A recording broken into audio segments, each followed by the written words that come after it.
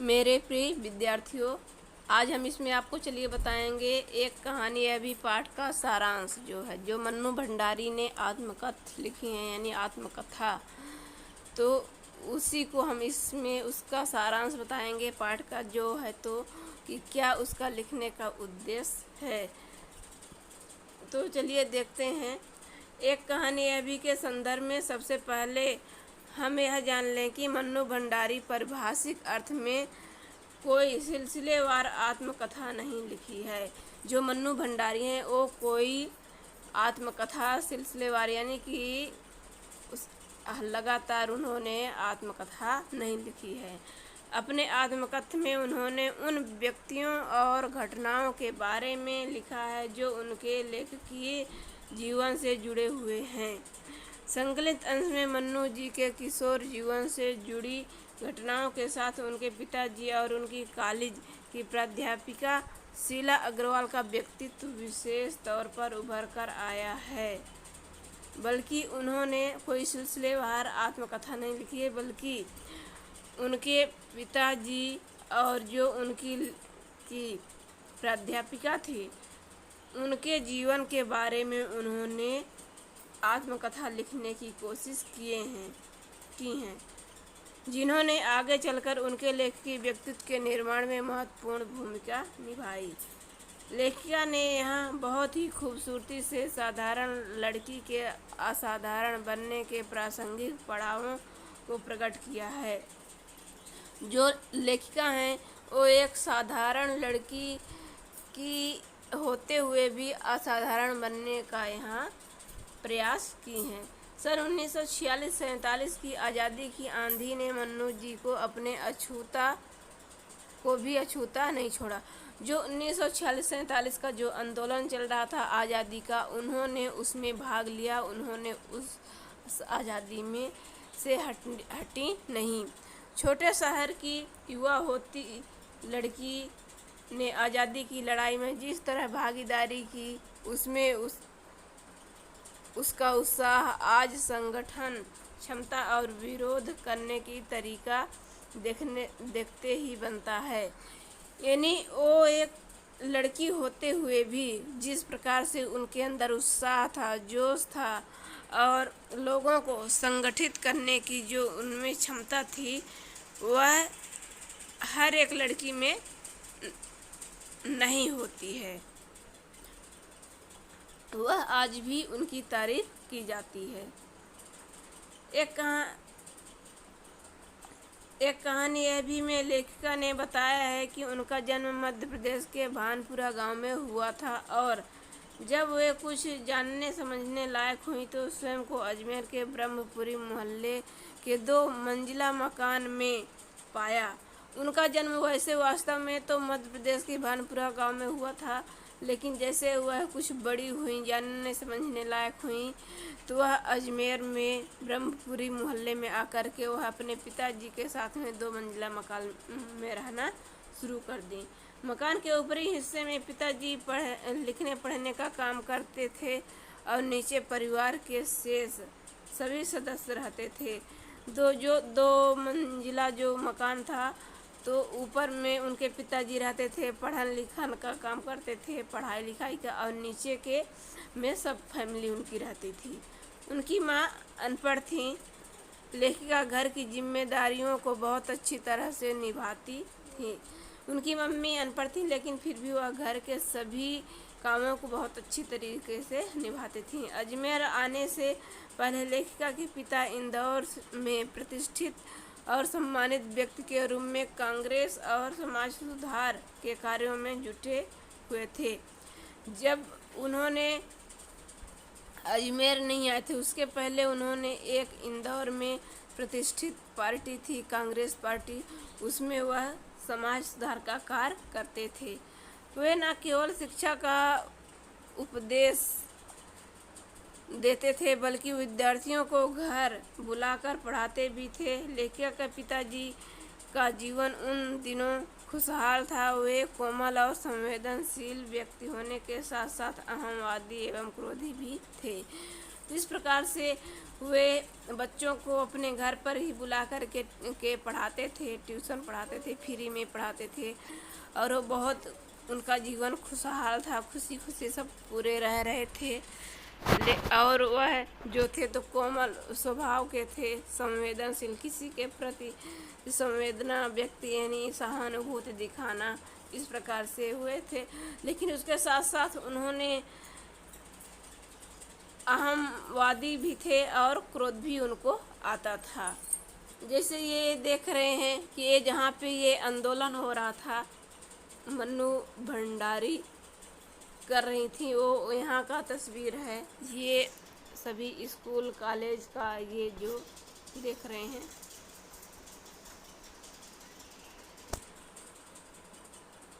आगे चलिए देखते हैं। लेखिका बताती हैं कि उनसे अपने पिताजी को अपने टूटे हुए गुणों और आशाओं के बोझ तले दबा हुआ ही देखा है।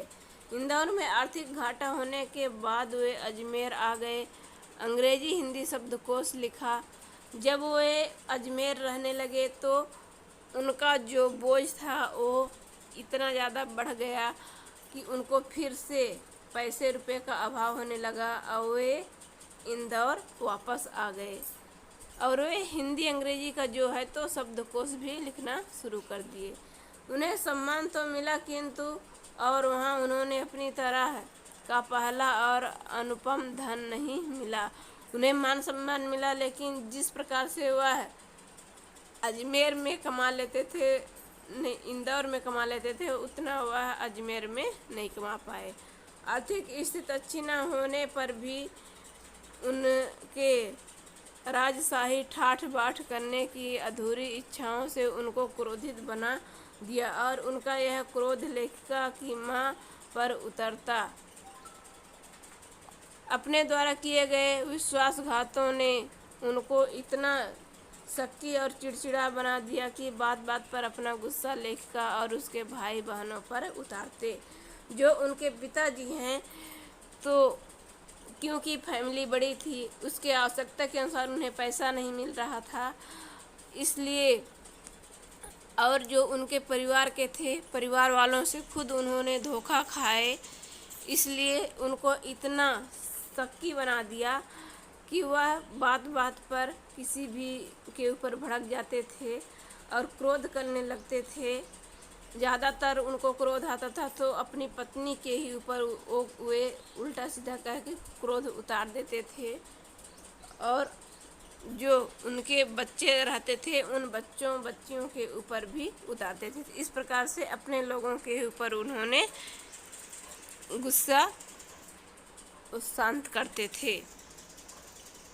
तो प्लीज़ हमारे चैनल को अगर अभी तक सब्सक्राइब नहीं किया तो लाल बटन दबाकर सब्सक्राइब कीजिए और बेल आइकन ऑल पे प्रेस कर दीजिए, ताकि हम जब भी नया वीडियो डालें तो आप तक सबसे पहले पहुंचे। और जिस विषय में आपको और वीडियो चाहिए तो उसको कमेंट करिए और वीडियो कैसा लगता है उसे भी बताइए, समझ में आता है कि नहीं। लेखिका जो है तो अपने पिता का अपने आत्मकथन में अपने पिता का यहाँ यशोगाथा नहीं गाना चाहती। वह तो यह बताना चाह रही हैं कि पिता के कौन से गुण और दोष उनके अंदर समाये और कौन सी ऐसी बातें थीं जिन्होंने उनके अंदर हीनता की ग्रंथि को उत्पन्न किया। वो सिर्फ ये अपने पिता का यशोगान या गाथा या कहानी नहीं बताना चाह रही हैं दर्शकों को, बल्कि ये बताना चाह रही हैं कि उनके अंदर कौन से कमी और कौन से दोष थे जिन्होंने मन्नू भंडारी को, लेखिका को, उनके मन में हीन भावना उत्पन्न की। यानी उनको अपने आप में ऐसा लगने लगा कि लड़कियों को वो नहीं मानते हैं। लेखिका बचपन में कमज़ोर थी, उनका रंग काला था, जिस कारण उनके पिताजी उनकी गौर रंगी खूबसूरत बहन को चाहते थे और लेखिका की उपेक्षा करते थे। नाम, सम्मान और प्रतिष्ठा पाने के बाद भी लेखिका उस हीन भावना की वजह से अपने पर भरोसा नहीं कर पाती थी। लेखिका को अपने में विश्वासघातों को झेलने वाले पिताजी के शक्की स्वभाव की झलक दिखाई देती है।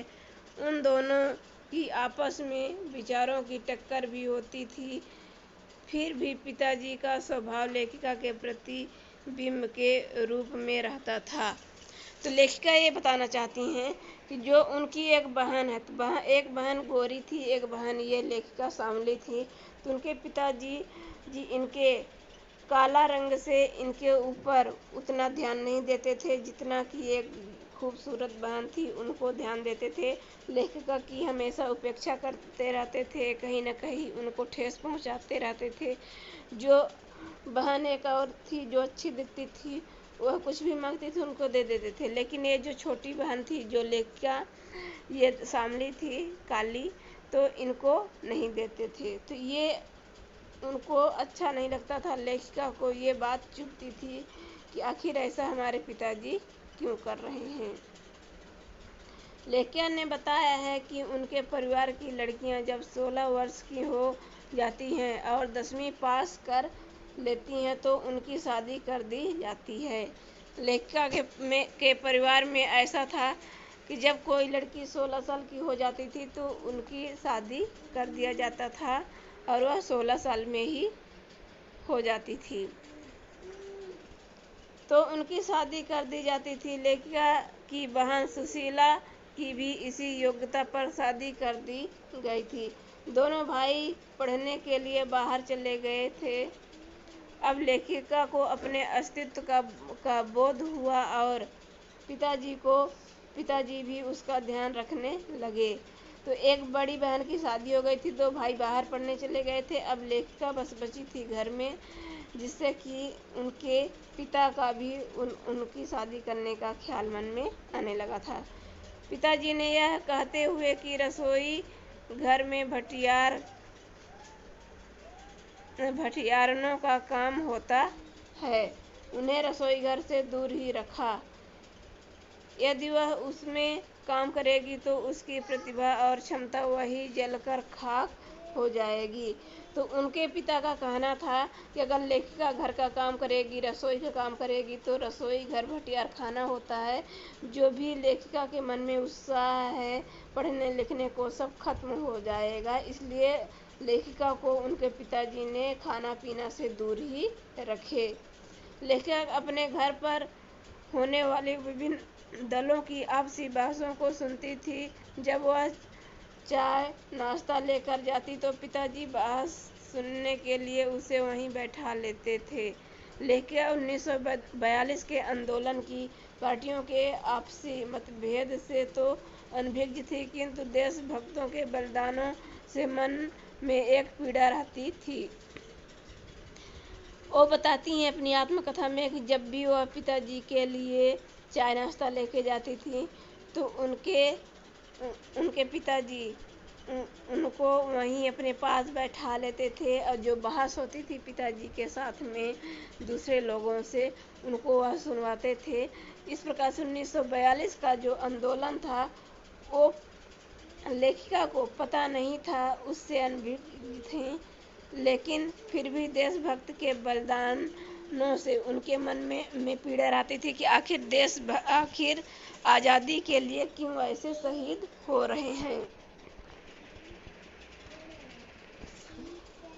एक कहानी यह भी में लेखिका बताती हैं कि 10वीं कक्षा तक समझने से बाहर होते हुए भी बहसें सुनती थी और पुस्तकें पढ़ती। जिस स्कूल में पढ़ाना आरंभ किया था अब वह कॉलेज बन गया था और 10वीं पास कर जब लेखिका कॉलेज में आई तो उनकी भेंट हिंदी की प्राध्यापिका शीला अग्रवाल से हुई। वे बताती हैं कि जब वो 10वीं क्लास में थी तब भी उनके पिताजी उनको बहस में शामिल करते थे, लेकिन उतना 10वीं के बच्चों को 9वीं के बच्चों को सूझबूझ समझने की नहीं होती है। लेकिन जिस स्कूल में वो 10वीं पास की थी वह अब एक कॉलेज बन गया था। उसमें उन्होंने कॉलेज में भी एडमिशन लिया। फिर उनकी एक प्राध्यापिका से हैं जिनका नाम कि शीला अग्रवाल है, उनसे भेंट होती है। उन्होंने लेखिका को साहित्य के क्षेत्र में प्रवेश करवाकर पुस्तकों के चयन, उनको पढ़कर बहस करना, साहित्यकारों के विषय में जानने की दिशा दी। कई लेखकों की रचनाओं ने उन पर विशेष प्रभाव डाला। यह समय उनकी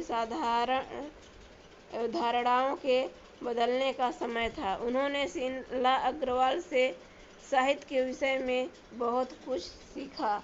इस प्रकार से उनकी प्राध्यापिका जब वो एडमिशन लेती हैं तो एक उनको साहित्य पढ़ने के लिए देती हैं, जिससे कि लेखिका के मन में बदलाव आता है, समय के अनुसार बदलाव आता है और वह आज़ादी में भाग लेती हैं। शीला अग्रवाल ने लेखिका की साहित्यिक सीमा को बढ़ाने के साथ साथ उनके पिता द्वारा देश की स्थितियों के संबंध में चलाए गए कार्यक्रम में भी बढ़ चढ़कर भाग लेने का समर्थ भी भर दिया। तो जो शीला अग्रवाल थी, उन्होंने साहित्य के क्षेत्र में उनके पिताजी को समझाए, बताए कि देश की क्या स्थिति है, आज़ादी का माहौल चल रहा है, उसके संबंध में वह कार्यक्रम में जो लेखिका हैं उनको भी भाग लेने के लिए मना ली। 1946-47 के दौरान अनेक तरह के विरोधों में युवाओं का जोश उमड़ा हुआ था। जोश की उस लहर में लेखिका भी शामिल, जिस कारण उनके घर में उसे लेकर वातावरण गर्म हो जाता था। तो उस समय आज़ादी का जोश था, जुलूसें निकाले जा रही थी। तो जो उनकी प्राध्यापिका हैं वो लेखिका को भी उसमें जुलूस में शामिल कर लेती हैं। तो उनके घर का जो वातावरण है, घर के लोग उसमें उनके ऊपर भड़क जाते हैं। उन्हें केवल घर में ही होने वाली गतिविधियों में सम्मिलित होने की अनुमति थी। पिताजी का दिन भर लड़कों के साथ नारे लगाती, हड़तालें करती, यह लड़की बुरी लग रही थी। लेखिका का कहना है कि जब खून में जोश होता है तब सभी बंधन, सभी डर समाप्त हो जाते हैं। इस कारण उसी समय से उनका उनके पिताजी से विरोधपूर्ण व्यवहार रहा और यह उनकी राजेंद्र यादव से शादी होने तक चलता रहा। तो उनके पिता का कहना था कि लड़कियों का आंदोलन करना, धरना प्रदर्शन, लड़कों के साथ में घूमना, नारे लगाना, ये सब उनके पिताजी को पसंद नहीं था।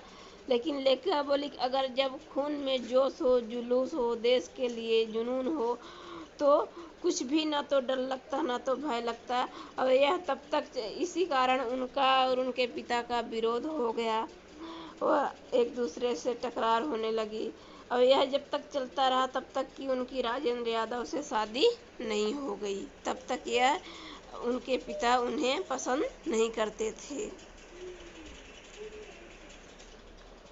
लेखिका के पिता यश प्राप्ति को महत्व देते थे। उनका सिद्धांत था कि मनुष्य को अपना एक विशेष स्थान बनाकर जीना चाहिए, समाज में नाम और सम्मान होना चाहिए। एक बार कॉलेज प्रिंसिपल ने लेखिका के प्रति अनुशासनात्मक कार्रवाई करने के विषय में पत्र लिखा तो पिताजी अत्यधिक क्रोधित होते हुए बोले कि यह लड़की हमारी सारी मान मर्यादा समाप्त कराएगी। और भी बच्चे थे, किसी ने ऐसा नहीं किया। तो उनके जो लेखिका के पिता हैं तो उनको अपने यश का नाम का बहुत महत्व देते थे कि हमारा किसी भी प्रकार का यहाँ पे बदनाम न हो। इसलिए वो नहीं चाहते थे कि हमारी बेटी स्वतंत्रता आंदोलन में भाग ले। एक बार जब कॉलेज के प्रिंसिपल ने उनके पिताजी से शिकायत की और अनुशासनात्मक कार्रवाई की और उनके पिताजी को पत्र लिखा, तब वह अत्यधिक क्रोधित हो गए और बोले यह लड़की हमारी सारी मान मर्यादा समाप्त कर दी, ऐसा आज तक मेरा किसी बच्चे ने नहीं किया था। पिताजी गए तो गुस्से में थे, लेकिन वहां से खुश होकर लौटे। कारण बताया कि कॉलेज की सभी लड़कियां केवल 3 लड़कियों के संकेत पर कॉलेज की कक्षाएं छोड़ देती थीं। जिनमें से एक लेखिका थी। उनके कारण कॉलेज चलाना मुश्किल हो रहा था। यह सब सुनकर लेखिका के पिता को अपने आप पर गर्व हो रहा था। पूरे देश में इसी प्रकार का वातावरण बना हुआ था। पिताजी के मुख से अपनी प्रशंसा सुनकर लेखिका को आश्चर्य हो रहा था। तो पिताजी तो गए थे उनका कॉलेज में गुस्से से कि यानी मेरा मान मर्यादा सब तोड़ दी। आज तक ऐसा किसी ने नहीं किया। लेकिन जब प्रिंसिपल ने उनको बताया कि ये 3 लड़कियां हैं जिनके कारण कि एक आवाज़ से पूरी कक्षाएं बंद हो जाती हैं, पूरी लड़कियां लड़के सब इकट्ठे हो जाते हैं, तो इस प्रकार से आज़ादी के लिए लोग तैयार हो जाते हैं। तो ये प्रिंसिपल के मुंह से अपने बेटी का गर्व सुनकर के बड़ाई वो बहुत गर्व हुए, यानी उनको खुशी मिली।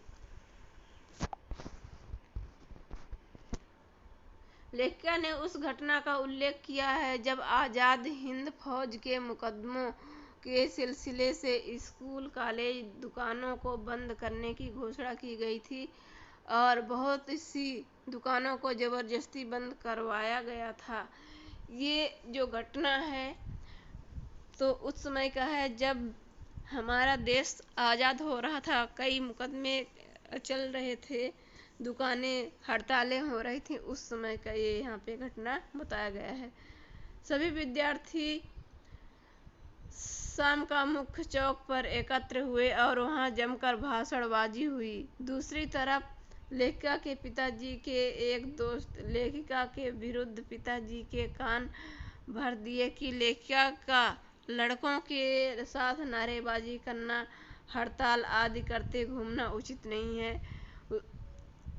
उसके जाने के बाद पिताजी क्रोध की अग्नि में जलते रहे और यह निश्चय किया कि लेखिका को अब घर से बाहर नहीं निकलने देंगे। तो उनके पिता का जो एक विरोधी था, यानी पिताजी के विरुद्ध, वो लेखिका के विरुद्ध उनका कान भर देता है पिताजी का कि आपकी लड़की लड़कों के साथ घूमती है, नारेबाजी करती है, ये लड़कियों को शोभा नहीं देता। इस प्रकार से उनके पिताजी को भड़का देते हैं। तो उनके पिताजी को ये सब सुनकर के अच्छा नहीं लगता है। लेखिका पिताजी के क्रोध से अनभिज्ञ घर पर आई तो उनके पिताजी के पास उनके घनिष्ठ मित्र और अजमेर के सम्माननीय डॉक्टर अम्बालाल जी बैठे लेखिका की तारीफ कर रहे थे। साथ ही पिताजी को बधाई देते हुए यह बता रहे थे कि उन्होंने लेखिका का भाषण न सुनकर बहुत कुछ खो दिया है। तो और जो उनके एक साथी तो उनके खिलाफ भी भड़का दिया। लेकिन लेखिका के जो घनिष्ठ एक मित्र थे, पिता के घनिष्ठ मित्र, वो अजमेर से आए थे, बहुत ही सम्माननीय व्यक्ति थे। वे लेखिका की तारीफ कर रहे थे, लेखिका के पिता जी को बधाई दे रहे थे कि आपकी बेटी ने बहुत अच्छा काम की है, आपने तो अपनी बेटी का भाषण सुना ही नहीं, अगर सुने होते तो आप और गर्व महसूस करते। इस प्रकार से उनका एक जो मित्र था वो बता रहा था। इन सब बातों से पिताजी का क्रोध शांत होता गया और चेहरा गर्व से चमकने लगा। लेखिका आज भी जब उस प्रसंग के विषय में सोचती है तो उन्हें डॉक्टर साहब का प्यार और बड़प्पन नजर आता है कि उन्होंने उस छोटी बच्ची की इतनी प्रशंसा की थी। यह भी हो सकता है कि 50 साल पहले इतनी भीड़ और ऐसी परिस्थितियों में चौक पर खड़ी होकर किसी लड़की ने पहली बार बोला होगा। पिताजी का जीवन द्वंद्वग्रस्त था। वे सामाजिक छवि बनाए रखने के साथ साथ समाज अपना विशेष स्थान भी बनाए रखना चाहते थे। शायद पिताजी को यह भी पता था कि ये दोनों रास्ते एक दूसरे के विपरीत हैं। तो इस प्रकार से उस समय का टाइम जो था तो लड़कियों के सब अच्छा उनके पिता की नज़र में नहीं होता था कि लड़कियां कोई भाषण दें या फिर आज़ादी में शामिल हो, इस प्रकार से। और वह उनके पिता बहुत ही द्वंद्वग्रस्त थे, यानी कि घर के गृहस्थी में वो पैसे रुपए हर एक प्रकार से उनको संभालना पड़ता था, जिसके वजह से उनकी आर्थिक स्थिति कमज़ोर थी, इसलिए वह हमेशा तनावग्रस्त रहते थे। तो इस प्रकार से जो पिता उनके थे तो थोड़ा विपरीत परिस्थितियों से गुजर रहे थे। एक कहानी यह भी में लेखिका बताती हैं कि 1947 में शीला अग्रवाल को कॉलेज वालों ने यह कहते हुए नोटिस दे दिया कि वे लड़कियों को भड़काने और अनुशासन को भंग करने का काम कर रही हैं। उन्होंने तीसरे वर्ष की कक्षाएं भी बंद कर दी ताकि लेखिका और उनके साथ की एक दो लड़कियां प्रवेश न ले सकें। कॉलेज से बाहर रहकर भी उन्होंने ऐसा बखेड़ा किया कि कक्षाएं फिर से आरंभ करनी पड़ी।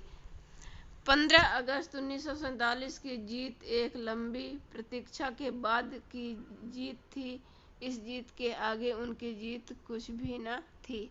तो इस प्रकार से जो 1947 का जो स्वतंत्रता आंदोलन था, तो उसमें जो शीला अग्रवाल जो कॉलेज की थी, तो उन्होंने नोटिस दे दी कि आपकी लड़की 2 साल पढ़ी है लेकिन अब तीसरे साल नहीं पढ़ सकती। वह बहुत तो दूसरों को भड़काने का काम करती है, अनुशासन में नहीं रहती है। इस प्रकार से ये कह के उनका तीसरे साल में यानी फाइनल ईयर में एडमिशन नहीं किया। इसके बावजूद भी वह क्लास में न होते हुए भी बाहर से भी एक दो लड़कियां मिल करके ऐसा बवाल की कि उनको बखेड़ा कि 15 अगस्त 1947 की जीत के लिए सभी लड़कियों को उकसा दी और इस प्रकार से उन्होंने जीत हासिल कर ली। तो इस आत्मकथा से हमें यह प्रेरणा मिलती है कि अगर मन में उत्साह है, जोश है, जुनून है, तो चाहे कोई साथ दे या ना दे, उसमें हम जरूर मेहनत करेंगे तो सफलता पाएंगे, सफल होके ही रहेंगे।